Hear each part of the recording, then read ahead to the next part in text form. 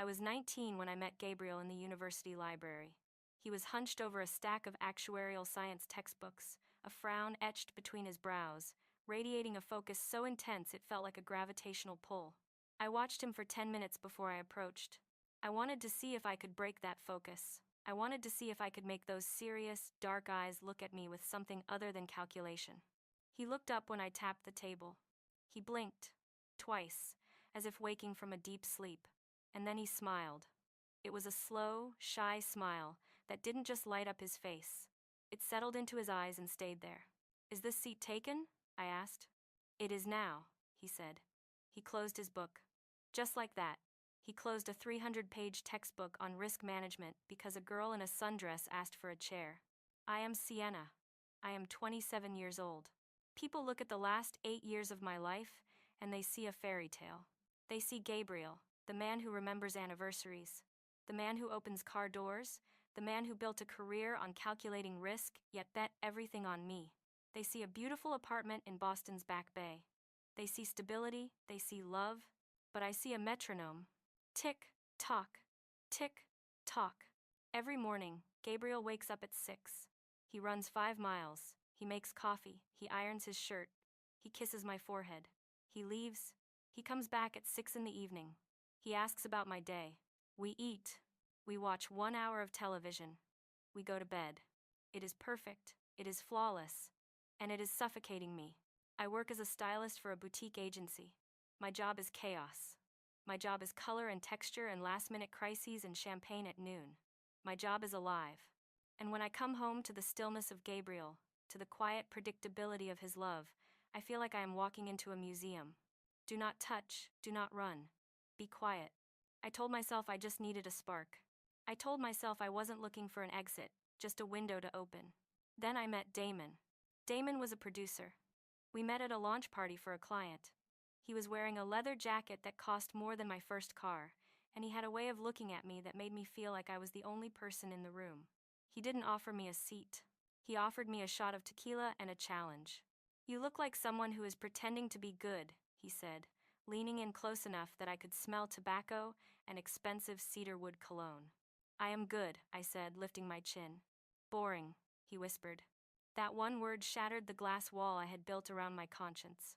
Boring. It was the thing I feared most. It was the thing I felt every time Gabriel asked me if I wanted to meal prep for the week on a Sunday afternoon. That night, I didn't go home at 10. I went home at 2 in the morning. Gabriel was asleep. The bedside lamp was off. But on the kitchen counter, there was a glass of water and 2 aspirin, sitting on a napkin. Because he knew I would have a headache.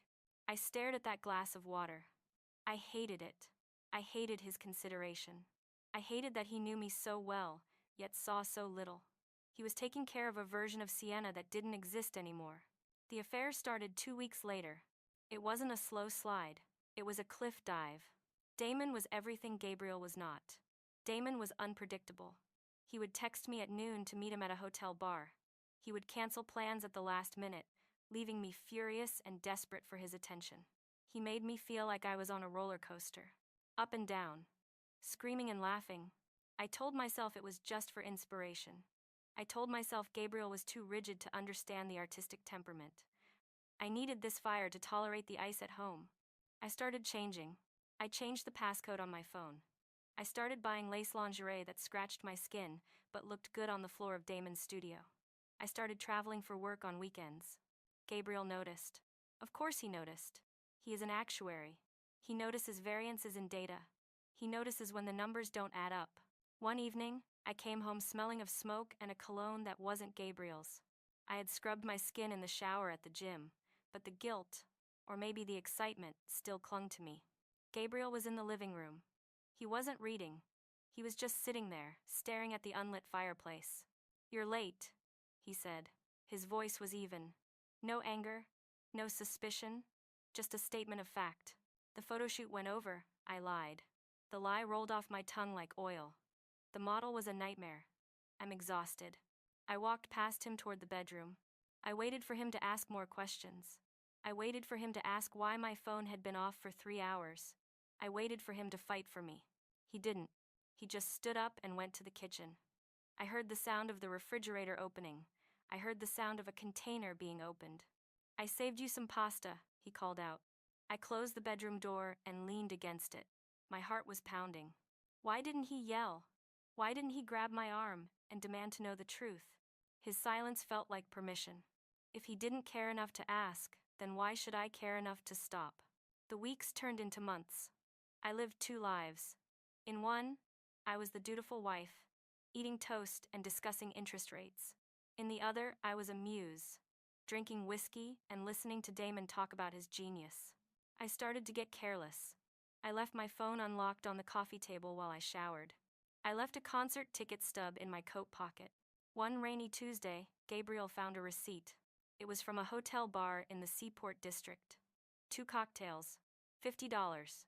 Time stamped at 11 at night, when I was supposed to be at a late strategy meeting in the office. He walked into the bedroom. I was sitting at the vanity, applying night cream. He placed the small slip of paper on the white marble surface. He didn't slam it. He placed it gently. I looked at it in the mirror. My stomach dropped, but then a surge of adrenaline took over. This was it. The confrontation, the drama. "What is this?" I asked, spinning around. I made my voice sharp, defensive. "It is a receipt," Gabriel said. "From last night." "So?" "I went for a drink with a client." "Are you tracking me now? Are you going through my pockets?" I stood up, looming over him, though he was taller. I used anger as a shield. I wanted him to shout. I wanted him to lose control so I could point at him and say, "See? You are the problem. You are crazy." "I was looking for a tissue to put in the wash," he said calmly. "I found this." "It means nothing," I snapped. "You are being paranoid. You need to trust me, Gabriel. If you don't trust me, we have nothing." He looked at me. His eyes were very dark, very still. It was like looking into a deep well where you couldn't see the bottom. "I trust the data, Sienna," he said softly. "And I trust what I feel." Then he turned around and walked out of the room. He didn't sleep in our bed that night. He slept in the guest room. I lay in our king-sized bed, surrounded by Egyptian cotton sheets, and I felt a twisted sense of victory. He had retreated. He was sulking. It meant I had won. It meant he was too weak to challenge me. I texted Damon. "He knows something. But he won't do anything. He's too afraid of losing me." Damon replied with a single emoji. A flame. The atmosphere in the apartment changed after that. It wasn't hostile. It was vacant. Gabriel stopped doing the little things. There was no coffee waiting for me in the morning. There were no texts during the day asking if I wanted Thai or Indian for dinner. The laundry was done, but only his clothes were folded. Mine were left in the basket. It was a silent withdrawal. I laughed about it with my friends over brunch. "He's giving me the silent treatment," I said, rolling my eyes. "It's so childish. He thinks if he ignores me, I'll come crawling back and apologize for working hard. He is trying to punish me." "He sounds boring," one friend said. "You deserve passion, Sienna." "Exactly," I said. "I deserve to feel alive." I felt invincible. Gabriel's silence felt like freedom. I didn't have to report in. I didn't have to pretend to care about his day, because he didn't tell me about it. We became roommates who shared a hallway but lived on different planets. I spent more time with Damon. I started talking about the future with him. "I think I'm going to leave him," I told Damon one night, lying on his mattress on the floor of his loft. "I'm tired of the guilt. I want this. I want us." Damon played a chord on his guitar. He didn't look at me. "Yeah, babe. That sounds heavy. Just don't rush. You know? Vibes are good right now." I ignored the hesitation in his voice. I only heard what I wanted to hear. The breaking point came on a Thursday. It was November. The rain in Boston was cold and sharp, the kind that soaks through your bones. I had planned a weekend away with Damon. I told Gabriel I was going to a fashion expo in New York. I came home to pack. I expected Gabriel to be there. I expected him to ask questions. I had a whole script prepared. I was going to pick a fight about the dishwasher or the heating bill, elevate it to a screaming match, and then storm out. It would be the perfect justification for leaving. I unlocked the door. The apartment was dark. "Gabriel?" I called out. Silence. Not the quiet peace of a library. This was the heavy, dead silence of a tomb. I flipped on the light switch. The living room looked normal. The furniture was there. The books were on the shelves. But something was wrong. It felt too clean. too sterile. I walked into the bedroom. The closet door was open. Gabriel's side of the closet was empty. His suits were gone. His running shoes were gone. The wooden hangers were left on the rail, swaying slightly from the draft, clicking against each other. Click, click, click. I ran to the bathroom. His toothbrush was gone. His razor was gone. I ran to the kitchen. The espresso machine, his prized possession, was gone. Panic, cold and sharp, pierced my chest. This wasn't part of the script. He was supposed to be here. He was supposed to cry. He was supposed to beg me to stay. I pulled out my phone. I dialed his number. The number you have dialed is not in service. I stared at the screen. Not voicemail. Not busy. Disconnected. I opened my messaging app. I typed out a furious text. Where the hell are you? This is childish. Message not delivered. I went to the dining table. I was looking for a note. A letter. A manifesto of his pain. Something that would tell me he was suffering. That he was doing this to get a reaction out of me. There was no note. There was only one thing on the table. Sitting in the exact center of the placemat was my wedding ring. And next to it, a stack of papers. I walked over, my legs feeling like lead. The papers were divorce documents. Already signed by him. A sticky note was attached to the front page. In his neat, precise handwriting, it said, I have calculated the assets. You keep the apartment. I took the savings. It is a fair division based on current market value. Do not contact me. That was it. No, I loved you. No, how could you? No, goodbye. Just math. I screamed. I swept the papers off the table. I threw the ring across the room. You coward! I screamed at the empty walls. You spineless coward! You don't even have the guts to face me. But the walls didn't answer. The silence swallowed my screaming and gave nothing back. He hadn't just left. He had erased himself.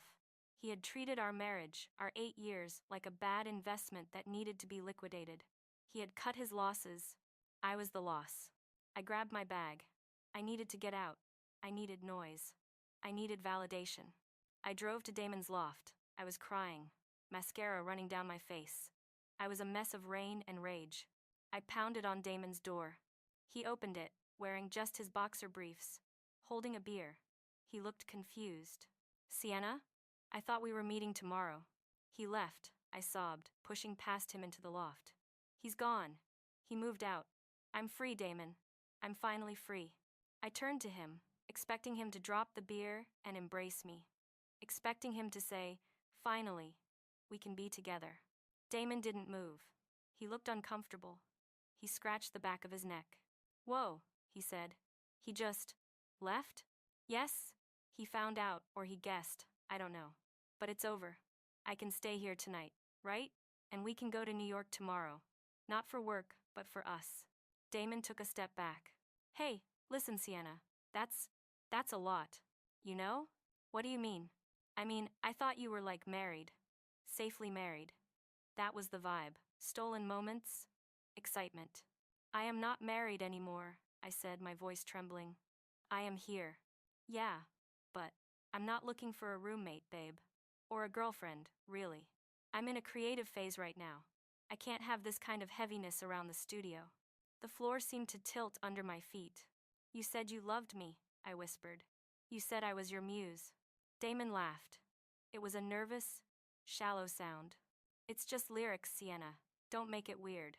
Look, you should probably go. My dealer is coming over in like 20 minutes, and he gets paranoid around new people. He opened the door. I stood there, shivering in my wet coat. Go, he said. Not unkindly, just dismissively. Like I was a groupie who had overstayed her welcome. I walked back to my car. I sat in the driver's seat. The rain hammered against the roof. I had destroyed the museum to build a nightclub, and the nightclub had just kicked me out. I drove back to the apartment I now owned. The apartment that was completely empty of the man who made it a home. The next few months were a blur of administrative torture. I signed the papers. I sent them to the lawyer Gabriel had hired. I never spoke to Gabriel. Not once. I tried to find him. I called his office. The receptionist told me Mr. Thorne no longer works at this branch. He transferred. Transferred where? I demanded. I cannot disclose that information. I called his mother. She hung up on me the moment she heard my voice. I was alone. And God, the silence was loud. Without Gabriel, the apartment fell apart. The faucet started dripping. I didn't know how to fix it. The internet bill went unpaid because he handled the autopay. The plants died. I realized then that Gabriel hadn't been controlling. He hadn't been boring. He had been the foundation. He had been the floor beneath my feet, solid and unmoving, so I could dance. And I had taken a sledgehammer to the floor because I was bored of the color. I tried to date. I went to bars. I met men. They were all like Damon. Or worse. They were loud. They were selfish. They wanted me for my body, or my money, or my status. None of them asked if I had a headache. None of them put water on the nightstand. None of them looked at me with that deep, quiet focus. I realized that boring was actually peace. I realized that predictable was actually loyalty. 6 months passed. It was spring. The rain had stopped, and the trees in the public garden were blooming. I was walking to a coffee shop on Newbury Street. I needed caffeine to get through another morning of pretending to be happy at my job. I walked in. The bell above the door chimed, and there he was, Gabriel. He was sitting at a table by the window. He wasn't hunched over. He was leaning back, relaxed. He was wearing a navy blue sweater I had never seen. His hair was cut differently, shorter, more modern. He looked lighter. The weight of the world, the weight of me, was gone from his shoulders. My heart stopped. Then it started beating a frantic rhythm against my ribs. I fixed my hair. I smoothed my coat. I told myself I could fix this. I told myself that 6 months was enough punishment. He had made his point. I walked toward him. Gabriel? He looked up. For a second, I expected the old look. The adoration, the softness, but there was nothing. No anger. No hatred. No pain. It was the look you give a stranger who asks for the time. It was polite. It was distant. It was empty. "Hello, Sienna," he said. His voice was the same, but it didn't reach for me. I didn't know you were in the city," I stammered. "I missed you. I missed you so much, Gabriel. I made a mistake. A huge mistake." I reached out to touch his arm. He didn't pull away, but he didn't lean into it. He just looked at my hand like it was an object that didn't belong there. "I'm sorry to hear that," he said. "Can we talk?" I asked, desperation creeping into my voice. "Can we just sit and talk? I can explain everything. I can fix this." "There is nothing to fix," he said. Then, a movement caught my eye. A woman was walking toward the table. She was carrying 2 lattes. She wasn't incredibly beautiful. She was wearing simple jeans and a t-shirt. She had glasses. She looked normal. She looked stable. She smiled at Gabriel. It was a warm, easy smile. "Here you go," she said, placing a cup in front of him. She looked at me. "Oh, hi. A friend?" Gabriel stood up. He put his hand on the woman's lower back. It was a possessive, protective gesture. A gesture he used to use with me. "No," Gabriel said. He looked right at me. "This is someone I used to know." He turned to the woman. "Claire, this is Sienna. Sienna, this is my fiancé, Claire, fiancé. 6 months." He had replaced 8 years in 6 months. The word echoed in my head. Fiancé. "Nice to meet you," Claire said kindly. She didn't know. He hadn't even told her about me. I was so insignificant to his new life that I wasn't even a villain in his story. I was just a footnote. "We have to go," Gabriel said to Claire. "We have that appointment with the florist." The florist. He hated flowers. He thought they were a waste of money because they died. "Right," Claire said. She beamed at him. "Ready?" "Ready," he said. He looked at me one last time. "Take care, Sienna," he said. And then he walked away. He didn't look back. He didn't hesitate at the door. He walked out into the sunshine with his hand on another woman's back, laughing at something she said. I stood in the middle of the coffee shop. The smell of roasted beans made me nauseous. I had wanted to break through his walls. I had wanted a reaction. I had wanted drama. I got none of it. I didn't get a scream. I didn't get a fight. I didn't get closure. I got erased. He didn't punish me with cruelty. He punished me by showing me exactly how replaceable I was. He punished me by being happy. I walked to the window. I watched them cross the street. They blended into the crowd. They were just another couple. Another happy, boring, stable couple building a life together. The life I had. The life I broke. I looked at my reflection in the glass. I saw a woman who was stylish. I saw a woman who was free. I saw a woman who was independent. And I saw a woman who had absolutely nothing. Tick, tock. The silence settled around me, heavy and eternal. I was finally the main character in my own drama. And the theater was empty.